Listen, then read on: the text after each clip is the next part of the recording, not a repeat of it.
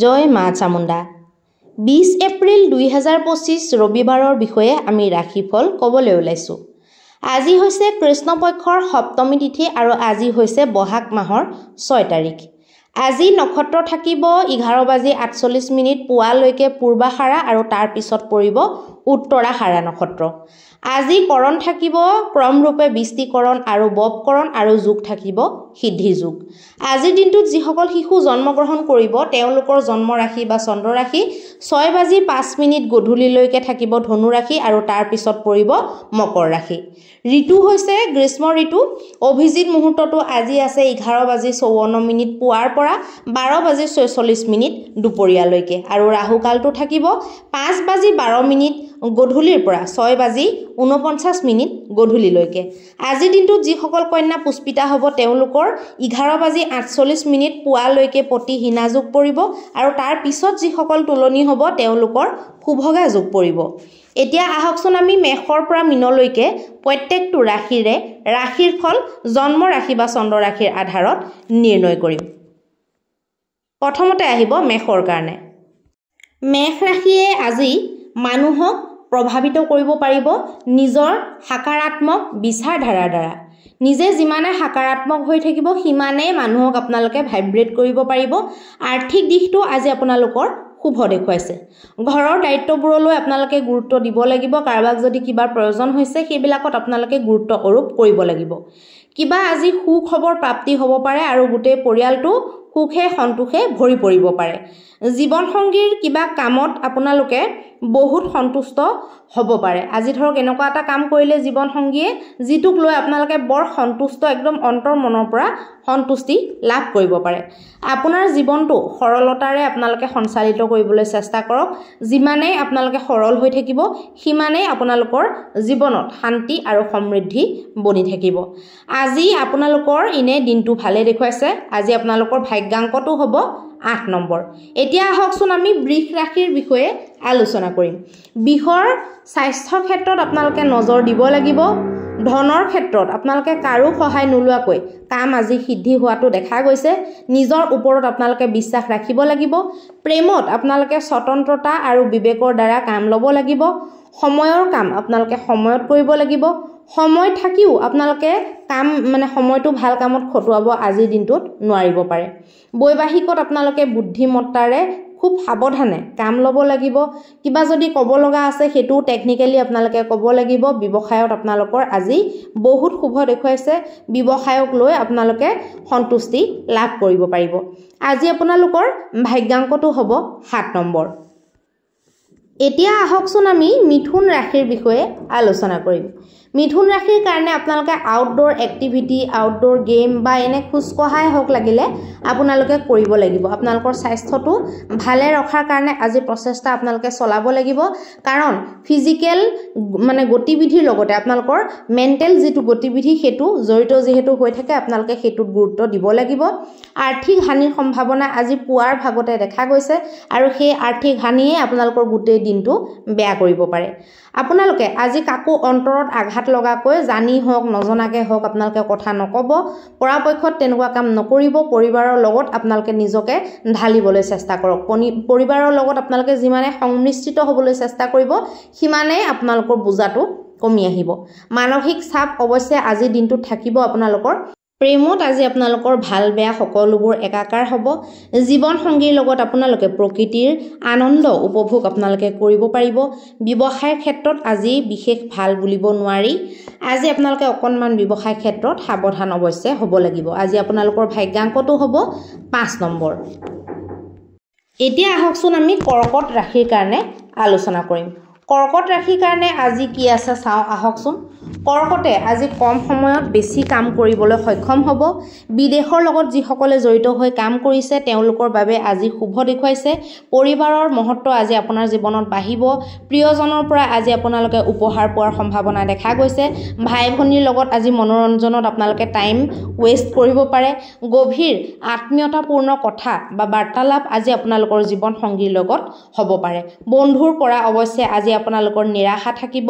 বন্ধুক লৈ আপোনালোকৰ মনত যদি আগতেও নিৰাশা থাকে আজিও সেই একেই নিৰাশাই থাকিব আজি আপোনালোকৰ গতিকে বন্ধুক লৈ আপোনালোকে আশাবাদী হৈ নাথাকিব বন্ধুৰ লগত বা বন্ধুৰ ওপৰত গুৰুত্ব দি নিজৰ জীৱনৰ মজাটো আপোনালোকে বেয়া নকৰিব জীৱনত ধৰক বহুত মানুহ আছে ভাই ভনী সকলোৰে লগতে আপোনালোকে মিলিজুলি থাকিবলৈ চেষ্টা কৰক ভাগ্যাংকটো আপোনালোকৰ 9 নম্বৰ এতিয়া আহকচোন আমি সিংহ ৰাশিৰ বিষয়ে আলোচনা কৰিম সিংহ ৰাশিৰ কাৰণে আজি আপোনালোকে আশাবাদী বনক আশাবাদী বনি পেলাই নিজৰ জীৱনৰ উজ্জ্বল পক্ষবিলাক আপোনালোকে চাবলৈ চেষ্টা কৰক দুপৰীয়া সময়লৈ আপোনালোকৰ ব্যৱসায় বাণিজ্যত যদি বহুত মন্দতা চলি আছিল সেইটো অকণমান ঠিকলৈ আহিব ঘৰত আপোনালোকৰ উল্লাস ভৰা পৰিৱেশ থাকিব তাৰ কাৰণে আপোনালোকৰ চিন্তা টেনচন এইবিলাক দূৰ হৈ যাব ঘৰত আপোনালোকৰ সকলো ভাল থাকিব আজিৰ দিনটোত প্ৰিয়জনৰ ফালৰ পৰা আপোনালোকৰ সুখ বৃদ্ধি হ'ব পাৰে বৈবাহিক আৰু প্ৰেম এই গোটেই কেইটাতে আপোনালোকৰ উল্লাস উদ্দীপনা থাকিব বিবাহত আপোনালোকৰ প্ৰেম পূৰ্ণৰূপে আজি বনি থকা যেন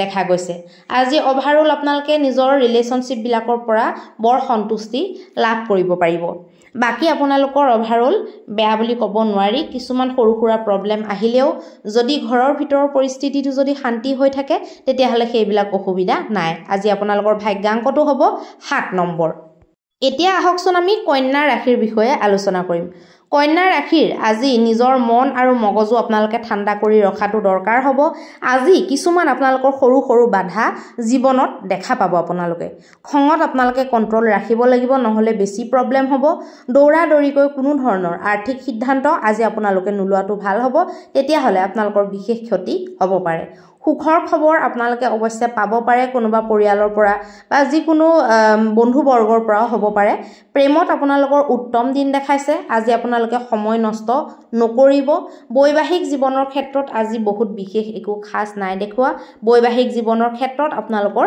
মধ্যম স্থিতি দেখা গৈছে আজি আপোনালোকৰ ভাগ্যাংকটো হ'ব 5 নম্বৰ এতিয়া আহকচোন আমি তুলা ৰাশিৰ বিষয়ে আলোচনা কৰিম তুলা ৰাশিৰ কাৰণে আজি আপোনালোকে বয়োজ্যেষ্ঠৰ বা কোনোবা বিশেষ আধ্যাত্মিক ব্যক্তিৰ আশীৰ্বাদ প্ৰাপ্তি কৰিবলৈ সক্ষম হ'ব পাৰে মনত আপোনালোকে শান্তি সমৃদ্ধিৰ প্ৰাপ্তি কৰিব পাৰে ধন লাভৰ সম্ভাৱনা আপোনালোকৰ কাৰণে বনিছে ঘৰুৱা কামবিলাকত আপোনালোকে লগে ভাগে পৰিয়ালবৰ্গৰ লগত মিলি পেলাই ঘৰৰ কামবিলাক কৰক তেতিয়া আপোনালোকৰ পৰিৱেশটো ধুনীয়া হৈ থাকিব জীৱন সংগীৰ অৱশ্যে আজি আপোনালোকে সহযোগ অনুভৱ নকৰিব পাৰে বা তাক লৈ আপোনালোকে মনত অকণমান অসন্তুষ্টি ৰাখিব পাৰে প্ৰেমৰ ক্ষেত্ৰতো আজি মোটামুটি শুভই দেখুৱাইছে আজি আপোনালোকৰ ভাগ্যাংকটো হ'ব 8 নম্বৰ এতিয়া আহকচোন আমি বৃশ্চিক ৰাশিৰ বিষয়ে আলোচনা কৰিম বৃশ্চিক ৰাশিৰ কাৰণে আপোনালোকৰ স্বাস্থ্যক লৈ আজি চিন্তা বনি থাকিব স্বাস্থ্যৰ পক্ষতো ইমান এটা ভাল নাই দেখুৱা কিন্তু বেমাৰ হ'ল বুলি আপোনালোকে যদি অনবৰতে বেমাৰক লৈ চিন্তিত হৈ থাকে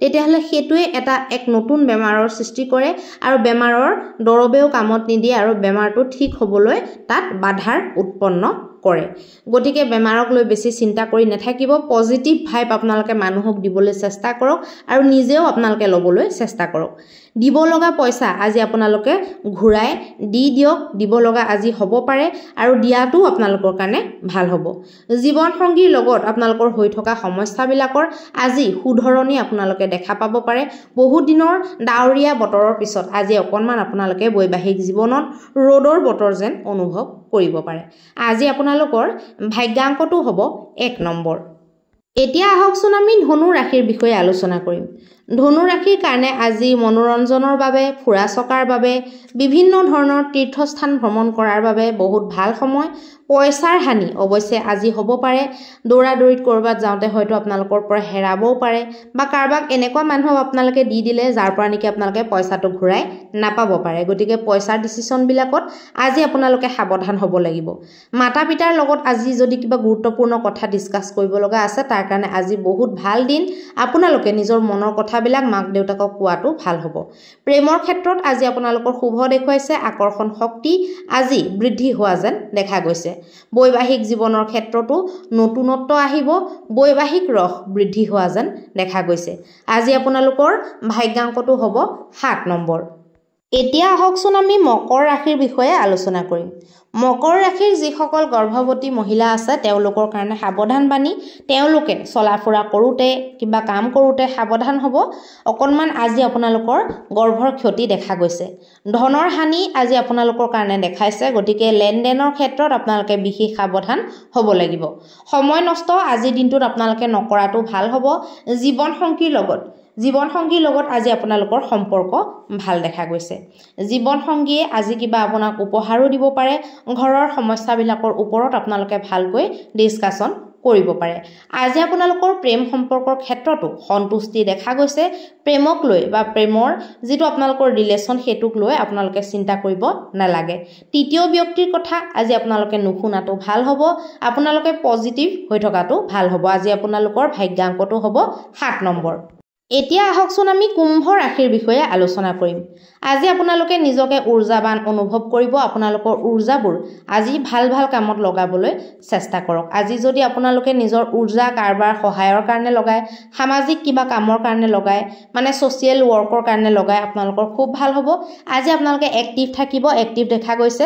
প্ৰিয়জনৰ বাবে আজি আপোনালোকৰ জীৱনত আনন্দ উপভোগ বাঢ়িব। আপোনালোকৰ ভোগ বিলাস আদিৰো বৃদ্ধি হ'ব। জীৱনসংগীৰ সুখত ব্যৱহাৰ দেখি আপোনালোকে বিশেষ আপ্লুত নিজকে অনুভৱ কৰিব পাৰিব। প্ৰেম জীৱনতো আপোনালোকৰ হাঁহি ফূৰ্তি ফিউচাৰ প্লেনিং এইবিলাক দেখা যাব। গতিকে এইবিলাক সকলোবিলাক ৰিলেশ্যনৰ ক্ষেত্ৰতে আপোনালোকৰ সন্তুষ্টি দেখা গৈছে। আপোনালোকৰ ভাগ্যাংকটো হ'ব আজি 4 নম্বৰ। এতিয়া আহকচোন আমি মীন ৰাশিৰ বিষয়ে আলোচনা কৰিম। মীন ৰাশিৰ কাৰণে সন্তানৰ ফালৰ পৰা যিকোনো সুখৰ খবৰ বা সন্তানৰ কিবা সফলতাৰ কাৰণে আপোনালোক সুখী হোৱা তেনেকুৱা ধৰণৰ জীৱনত পৰিস্থিতি আপোনালোকৰ আহিব পাৰে। মুঠতে সন্তান পক্ষৰ পৰা বিশেষ সুখ আপোনালোকে লাভ কৰিব পাৰিব। সন্তানৰ জীৱনৰ কথা তেওঁলোকৰ ফিউচাৰ প্লেনিঙৰ কথা আপোনালোকে আজি আলোচনা কৰিব পাৰে।